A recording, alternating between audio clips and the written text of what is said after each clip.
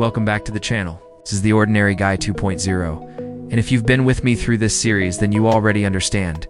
We're not just talking about habits, we're talking about transformation. In episode 1, we broke down what it really means to be rebuilt. It's not rising, but removing what no longer belongs. In episode 2, we exposed comfort, the quiet, invisible force that weakens men over time. And now, we arrive at the final piece, the one that determines whether everything you've learned actually sticks. Because discipline gives you structure, but something else determines your ceiling, your consistency, and your identity. Episode 3 is this: standards make the man. What standards actually are. Most men spend their lives chasing goals. They want more money, more respect, a better body, a better life. But goals are temporary. They exist in the future. Standards are present. They exist right now. A goal is something you wish for, but a standard is something you enforce. It's the difference between saying, "I want to be disciplined," and living in a way where discipline is not optional.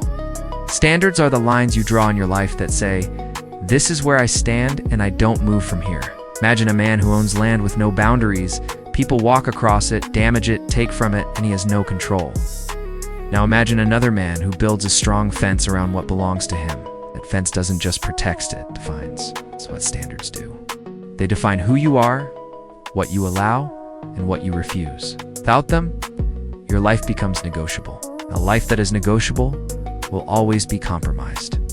Why most men lower their standards under pressure? Here's the reality. Most men don't lack standards. They lack consistency in protecting them. It's easy to have high standards when you feel motivated, when things are going well, when life is smooth. But pressure reveals everything. Fatigue reveals everything. Silence when nobody is watching reveals everything. That's where most men fold. They tell themselves small lies. "I'll get back on it tomorrow. It's not a big deal. I just need a break." But what they don't realize is that standards aren't broken in big moments, they're eroded in small ones. Imagine a dam holding back water. It doesn't collapse all at once. It starts with small cracks, tiny leaks. And over time, the pressure builds until everything gives way. That's how standards break. Not in one decision, but in repeated compromise. Standard you don't defend is just an idea. Ideas don't hold. Wait, actions do. Non-negotiables, the foundation of real men. This is where things become real. Because once you establish standards, you have to anchor them in non-negotiables. These are the things you do regardless of how you feel. Not when it's convenient, not when you're motivated, not when it's easy, but every time. Man without non-negotiables lives based on emotion, and emotion is unstable. One day he's focused, the next day he's distracted. One day he's disciplined, next day he's off track. But a man with non-negotiables removes emotion from the equation. He doesn't ask, "Do I feel like it?" He asks, "Is this who I am?" Let me paint this clearly. Imagine two men planting seeds. One plants only when the weather is perfect, sun shining, mood right, everything aligned. The other plants every single day, regardless of the conditions. Months later, one has a harvest. The other has excuses. Non-negotiables create results because they remove inconsistency. They force alignment between who you say you are and what you actually do. How standards create your identity. Now here's where it all connects. Your identity is not built by what you say. It's built by what you repeatedly do.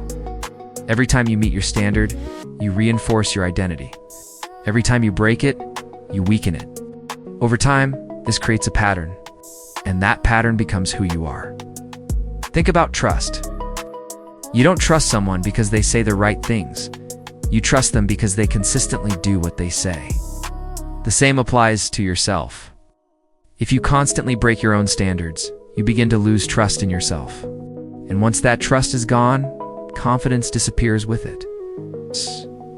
But when you start showing up, consistently meeting your own expectations, you build something powerful: self-respect.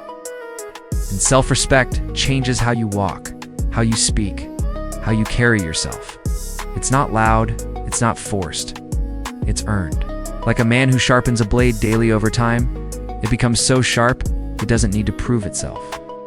It simply is. Becoming a man people can feel, not just hear. At a certain level, you stop talking about who you are and you start embodying it. People don't need your explanation. They feel your presence. They see your discipline and your consistency. They see your standards and your behavior. They see your identity and how you respond under pressure. Imagine two men walking into a room. One immediately starts speaking, explaining, proving, trying to establish who he is. The other says very little, but there's something about him. His posture is steady. His movements are intentional. His energy is controlled. You don't need an introduction, you already understand. That's what standards produce. They create a presence that speaks before you do. Because when a man lives by standards, he doesn't perform strength, he becomes it. He doesn't chase respect, he attracts it.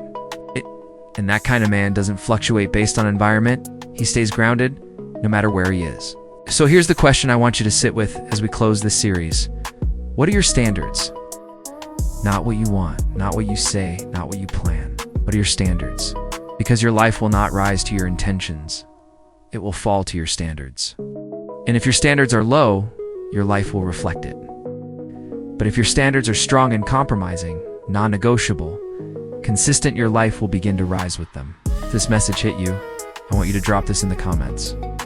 I raise my standard. Make that a decision, not a feeling. Make sure you like this video, share it with someone who needs to hear this, and most of all, subscribe. Because this channel isn't about motivation, it's about transformation. It's about becoming the man you were supposed to be. This is The Ordinary Guy 2.0. Responsibility before ego. See you next week.